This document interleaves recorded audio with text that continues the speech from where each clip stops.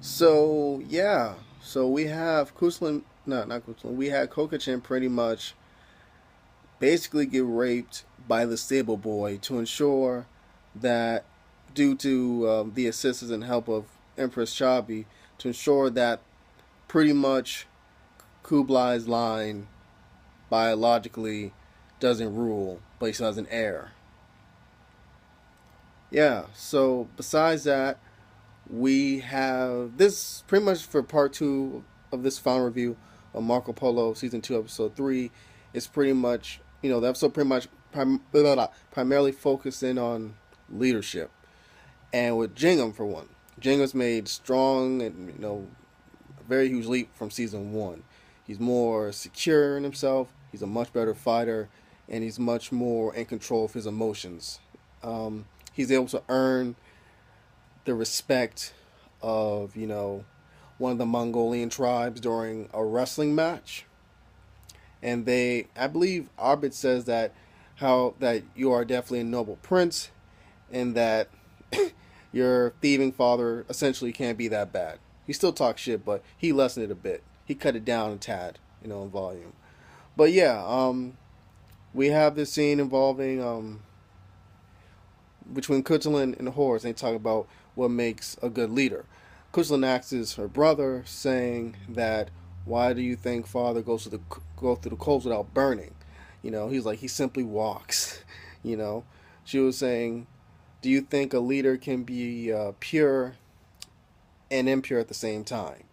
And Horus responds that no leader, leads, pretty much with no stain in his soul. You know, that older men, when they take guys out to die, pretty much as warriors, that, they're not unclouded. They know exactly what they're doing. And Kuchlin says, well, damn, if that's the case, then a leader's pretty much someone that's set out, to let people die. So that's what defines a leader. So they go back and forth constantly on this philosophical question, with both of them not being able to, not truly being able, you know, to reach an agreement. The only thing they pretty much agree on is like Kutlin saying, "Well, it's best for you to avoid it," and Horace like, "That's a woman's way of thinking." She's like, "So you only call me a female when you got nothing else better to say, to respond to." But yeah, Marco. But the next thing, yeah, Marco and Kublai go further.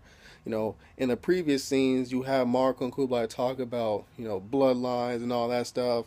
Kublai saying the fact is that Marco doesn't want to accept that he's more like his father, you know, than he thinks, and that Kublai is grateful for his dad because even though he knew his dad was a piece of pig shit, at least his father knew it and he didn't hide it. You know what I mean? He wasn't being fake about it. He was true to himself, even though he was a bad person or jackass. But yeah, so they seen the wolf, and Kublai saying, "Listen, you can't attack and you can't retreat. You got to stare the wolf down. Don't show your teeth. Show no fear." So the next thing after that, you have them, pretty much walking. And he said to Marco a really, what I thought was really the deepest part of the episode. He was saying, "I understand what grandfather's saying now, that no matter the outcome, whether good or bad, wartime or peacetime, a leader never comes out on top, you know." He was saying the thing about most men is that they lack the will to do the hard things, the necessary things, heart and mind, burdened conscience. You know what I mean? He was like, just like you. You know what I mean? Latin, you and Kaidu. You know what I mean? You guys don't understand like the burden, you know what I mean, of responsibility, the yoke of command. He said, some men Latin, you know what I mean, you know, don't understand, or very few men understand the fact that being a con, doing terrible things is all there is. All there really truly is to being a con. You gotta do terrible, terrible things just to enforce your power, to consolidate your power, especially things you don't want to do.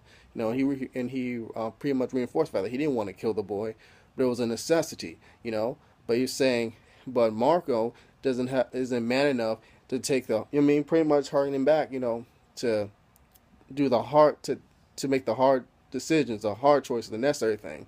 He wants to put all the blame on Kublai, like a linchpin. You know what I mean? Linchpin cushion, all that stuff. So they see the wolf again, and once again they're able to sort of calm the wolf down, whatever. and everyone kind of chills a little bit, and then the wolf jumps on Kublai, and Marco has his arrow ready, and he could have killed both Kublai and the wolf, but he doesn't. So the next scene, you have Kublai pretty much make Marco a part of the Mongol, knights, and Chabi's a little teed off about this, saying, "You trust this foreigner more than your own wife," you know. And Kublai retorts, "Listen, this foreigner saved my life numerous times, and unlike you and everyone else, he's willing to do the hard things, the necessary things. He didn't want to spare my life. He thought I was a piece of shit. He didn't think I was worth it, but he did it anyways." You know what I mean? So that was really a really good scene, a very intriguing scene too, which probably connected to why Empress Chabi had the stable boy pretty much rape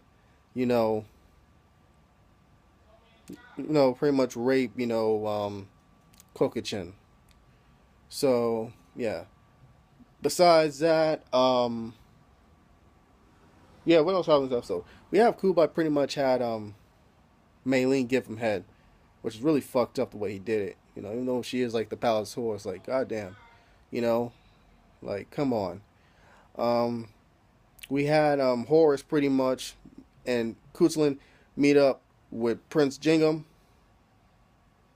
and in Ahmed you have Horus pretty much say, "You know what, you're a sand worshiper," to Ahmed, and a lackey to a fat Khan. You know what I mean?